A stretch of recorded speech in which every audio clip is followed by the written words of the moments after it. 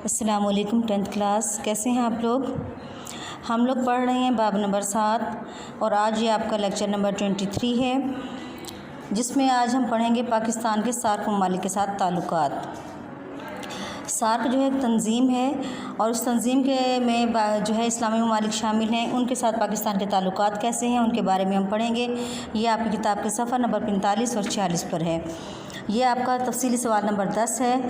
SAARC SAARC یعنی south Asian ایسوسی ایشن فار ریجنل کوآپریشن جنوبی ایشیا کے ممالک کی تنظیم برائے علاقائی تعاون ہے، جس کے قیام کا خیال بنگلہ دیش کے سابق وزیر اعظم جناب ضیاء الرحمان نے 1980 میں پیش کیا، لیکن 1985 میں اس تنظیم کا قیام عمل میں آیا۔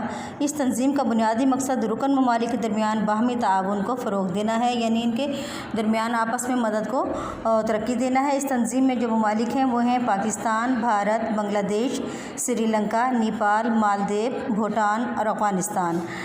اب پاکستان کے ان سارک ممالک کے ساتھ جو تعلقات ہیں ان کے بارے میں ہم نے تفصیل پڑھنی ہے، اور اس تنظیم کے جو اہم مقاصد ہیں، کس وجہ سے یہ تنظیم قائم کی گئی، اس کے بارے میں جاننا ہے۔ پیج نمبر 46 پر ہے کہ تنظیم کے اہم مقاصد۔ پہلا مقصد یہ ہے کہ جنوبی ایشیا کے ممالک کے درمیان اجتماعی خود انحصاری کو بڑھانا اور مضبوط کرنا۔ دوسرا مقصد رکن ممالک جو کہ سارے اسلامی ممالک ہیں، ان کے درمیان معاشی، ثقافتی، ٹیکنالوجی اور سائنسی میدانوں میں باہمی تعاون اور مدد کو فروغ دینا۔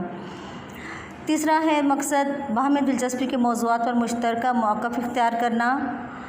چوتھا مقصد تنظیم نے باہمی تعاون کے فروغ کے لیے 11 شعبوں کا تعین کیا، جس میں ٹیلی کمیونیکیشن، میٹرولوجی، ٹرانسپورٹ، جہاز رانی، سیاحت، زرعی تحقیق، مشترکہ باہمی منصوبوں کے فروغ، سائنسی، تکنیکی اور تعلیمی میدان میں تعاون کو فروغ دیا۔ سارک ممالک کے درمیان کئی طرح کے سمجھوتے کیے گئے اور علاقائی بنیادوں پر بہت سے فوائد حاصل ہوئے، مثلاً سارک کھیلوں کا انعقاد کرانا، جس کے نتیجے میں 8 ممالک کے کھلاڑی ہر سال اس کھیلوں میں شرکت کر کے باہمی تعاون کو فروغ دے رہے ہیں۔ اس کے علاوہ نیوکلیائی تنصیبات اور فضائی سروس کے معاہدے بھی ہوئے۔ اب ہم نے دیکھنا ہے کہ اس کے دیگر ممالک کے ساتھ تعلقات کیسے ہیں۔ پاکستان اور بنگلہ دیش۔ بنگلہ دیش چونکہ پہلے پاکستان ہی کا حصہ تھا، اس لیے اس کے ساتھ تعلقات کا ہم پہلے جائزہ لیں گے۔ پاکستان نے 1974 میں لاہور میں دوسری اسلامی سربراہی کانفرنس کے موقع پر بنگلہ دیش کو تسلیم کیا، جبکہ 1971 میں علیحدگی ہوئی تھی پاکستان اور مشرقی پاکستان کی۔ جولائی 1976 میں ڈھاکہ میں دونوں ممالک کے درمیان جہاز رانی، بینکنگ اور ٹیلی مواصلات کے شعبوں کی بہتری کے لیے مختلف معاہدات ہوئے۔ 1985 میں سارک کا پہلا سربراہی اجلاس اور 1993 میں سارک کا 7واں سربراہی اجلاس بنگلہ دیش کے دارالحکومت ڈھاکہ میں منعقد ہوا۔ ان میں سارک ممالک کے درمیان تجارت کو فروغ دینے کے لیے بہت سے اقدامات کیے گئے۔ 1993 میں پاکستان اور بنگلہ دیش کے درمیان ایک معاہدہ طے پایا، جس کی روح سے پاکستان آئندہ 2 برسوں میں بنگلہ دیش کو 300 ٹریکٹر مہیا کرے گا۔ سن 2005 میں سارک کی 13ویں سربراہی کانفرنس ڈھاکہ میں منعقد ہوئی، جس میں بنگلہ دیش کے وزیر اعظم خالدہ ضیاء کو اگلے سال کے لیے سارک کا چیئرپرسن منتخب کیا گیا۔